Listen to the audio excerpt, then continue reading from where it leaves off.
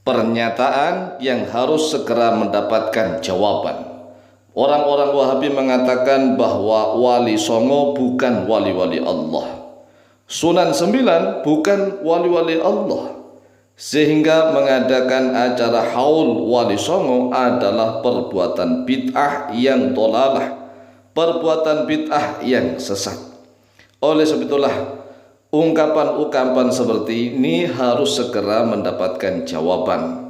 Melalui video yang cukup singkat dan pendek ini, kami Al-Fakir Taum Alim akan menjawabnya dengan harapan agar kaum muslimin wal muslimat yang masih awam-awam di Nusantara ini tidak semakin bingung, tidak semakin disesat-sesatkan oleh kelompok Wahabi. Begini wahai saudaraku kaum muslimin wal muslimat rahimakumullah. Ini ada dua pernyataan yang harus kita jawab secara terperinci. Pernyataan yang pertama mengatakan bahwa Wali Sembilan, Sunan Sembilan bukan wali-wali Allah. Ini perlu kita jawab nih. La ya'riful alima illa al-alim, wa la ya'riful waliya illa al-waliyu, wa la ya'rifu dzal hikmati illa dzul hikmah. Para ulama tersepakat nih menggunakan kaul mereka, tidak akan mengenali kepada orang yang alim kecuali oleh orang yang alim, sesama alim. Dan tidak akan mengenali kepada wali Allah kecuali sesama walinya Allah. Dan tidak akan mengenali kepada orang yang memiliki hikmah kecuali oleh orang yang juga memiliki hikmah. Jadi derajat makomnya harus sama, harus seimbang, itu minimal, atau di atasnya. Kalau derajat makomnya masih di bawahnya, ya tidak akan mengenali, begitu. Sehingga kalau orang-orang Wahabi tidak mampu mengenali Sunan Sembilan sebagai wali-wali Allah, itu adalah sangat wajar. Sangat wajar, mengapa? Karena kelompok Wahabiyah itu kan tidak sampai makom dan derajatnya menuju kepada tingkatan wali-wali Allah, sehingga jarang sekali orang-orang Wahabiyah yang mampu untuk mengenali apakah si fulan sebagai wali Allah atau tidak. Bahkan orang-orang Wahabiyah seringkali menolak kedudukan dan derajat hamba-hamba Allah yang diangkat sebagai wali-walinya Allah.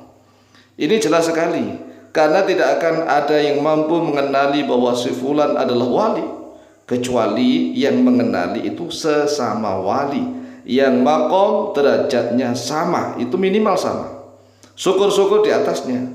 Kalau makom dan derajatnya masih di bawahnya, itu pandangannya masih kabur nggak akan bisa mampu untuk melihatnya. Oleh sebab itu, apabila kita misalnya mengatakan bahwa Sunan Sembilan itu wali Allah, sedangkan kita sendiri bukan wali Allah, maka itu sebenarnya hakikatnya kita hanya menirukan kabar dari orang lain. Kita hanya menyebarkan kabar berita. Nah, kalau kita sendiri sebagai makom derajat kita sebagai wali-wali Allah, kita mengatakan bahwa Sunan Sembilan itu adalah wali Allah, kekasih Allah, itu ucapan kita hakikiyah, ucapan hakikat.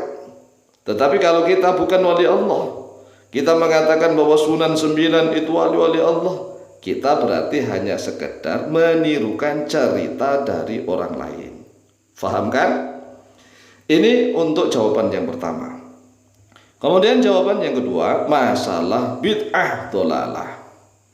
Bid'ah dolalah, bid'ah yang sesat.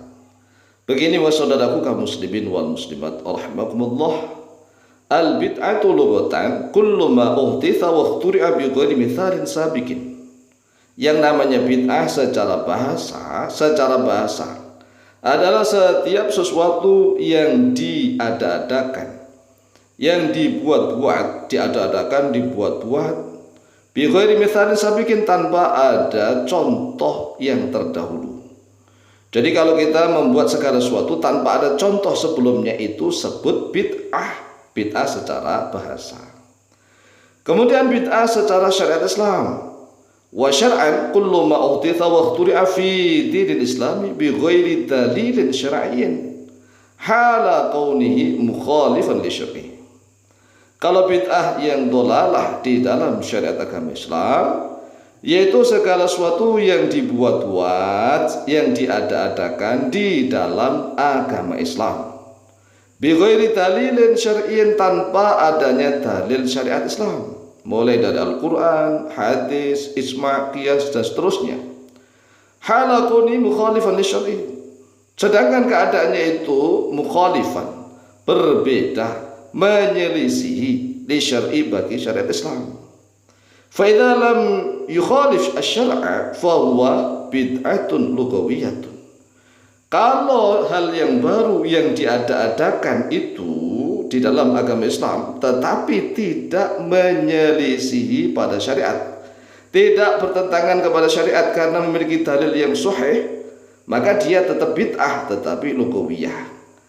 Lah, bid'ah lughawiyah ini ada yang baik, ada yang buruk.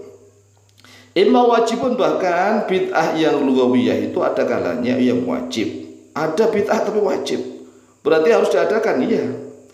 Ka bid'ati kitabatil Qur'ani fil mushaf, yaitu seperti bid'ah menulis Al-Qur'an di dalam satu mushaf. Karena pada zaman Rasulullah SAW Al-Qur'an belum dijilid menjadi satu mushaf. Dah karena para sahabat yang hafal Al-Quran banyak yang wafat, yang gugur, maka ini adalah darurat, maka Al-Quran harus dijilid menjadi satu mushaf. Ini bid'ah tapi wajib. Wa imma mustahabun ka bid'ati dzikra maulidin Nabi SAW. Dan ada juga bid'ah yang sunnah, bid'ah tapi sunnah, seperti bid'ah memperingati maulid Nabi Muhammad SAW. Ini sunnah nih. Dan seperti haulnya hamba-hamba Allah yang soleh, menghauli hamba-hamba Allah yang soleh itu adalah sunnah. Wa imma mubahun, dan ada kalanya bid'ah yang mubah, yang boleh. Ka bid'ati ittikhadi alati mukabbir sauti fil adhan was salati, yaitu seperti bid'ah menggunakan, menjadikan alat-alat pengeras suara. Alat-alat pengeras suara digunakan untuk adzan dan sholat, ya kan? Zaman Rasulullah nggak ada tuh. Rasulullah adzan dan sholat nggak pakai pengeras suara. Tetapi kita sekarang menggunakan pengeras suara boleh. Haji menggunakan pesawat boleh, yaitu bid'ah. Wa bid'atul mil'aqati wa syaukati indal akli, dan seperti bid'ah menggunakan sendok dan garpu tatkala makan. Rasulullah itu menggunakan tangan, bahkan tangannya cuma 3 jari. Nah, sedangkan kita makanya menggunakan sendok dan garpu. Ini adalah bid'ah tetapi boleh. Demikianlah jawaban kami, semoga manfaat dan barokah fitin wa dunyul akhirah. Lebih kurangnya mohon maaf, wallahu ta'ala a'lamu bishawab.